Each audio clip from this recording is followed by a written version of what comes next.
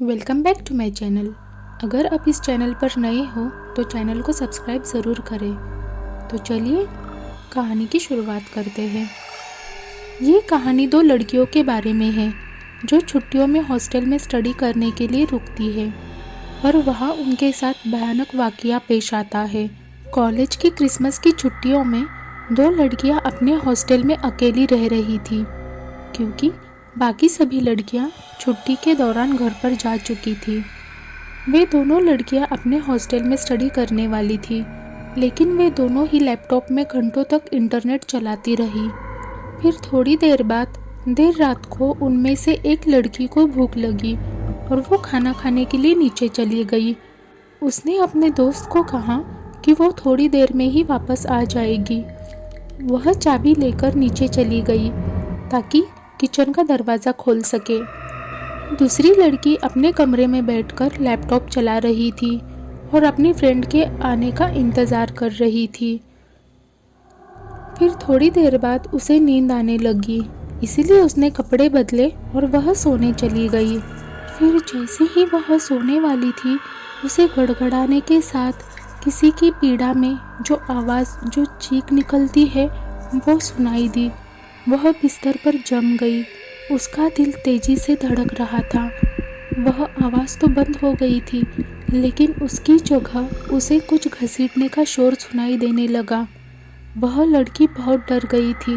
डर के मारे उसकी हिम्मत नहीं हो रही थी कि वह दरवाज़ा खोलकर बाहर देख सके।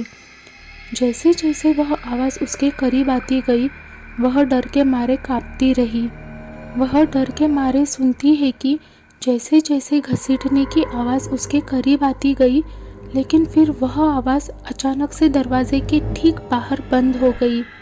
फिर किसी चीज़ से दरवाजे पर खरोंचने की आवाज़ आने लगी। वह लड़की बहुत डर चुकी थी। वह अपने पलंग से उठकर कमरे के अलमारी में जा छुपी। वह लड़की इतनी डर चुकी थी कि वह डर के मारे हिल तक नहीं पा रही थी।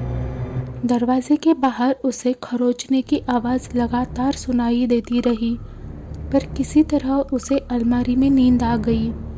जब सुबह हुई तो वह धीरे धीरे अलमारी से बाहर निकली। अब खरोंचने की आवाज़ बंद हो चुकी थी, लेकिन वह अभी भी दरवाज़ा खोलने से डर रही थी।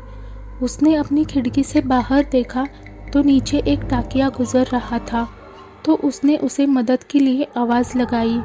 फिर उस डाकिये के कदमों की हॉस्टल में आने की आवाज़ सुनाई दी, जो सीढ़ियों से होते हुए हॉलवे में आ रही थी। अचानक उसके कदमों की आवाज़ रुक गई।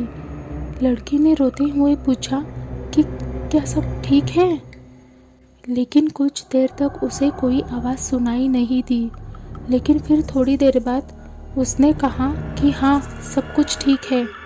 फिर डाकिये ने कहा कि तुम अपने कमरे में ही रहना, मैं पुलिस को बुला रहा हूँ। लड़की ने पूछा, क्या बात है?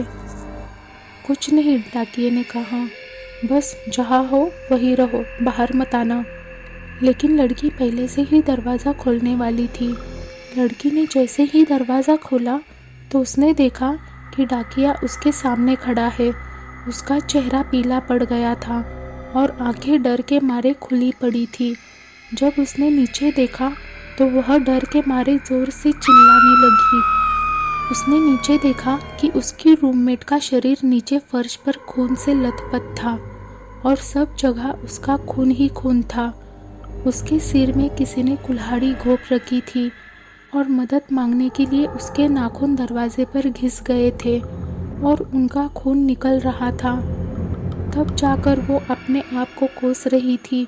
शायद हिम्मत करके दरवाज़ा खोल देती तो उसकी मदद कर पाती, लेकिन आज तक पता नहीं चला आखिर उस लड़की को इतने बेरहमी से किसने मारा और क्यों। पुलिस को भी कुछ सुराग नहीं मिला। क्या ये किसी इंसान का काम था या किसी शैतानी शक्ति का? ऐसी ही और कहानी के लिए लाइक, शेयर एंड सब्सक्राइब ज़रूर करें। धन्यवाद।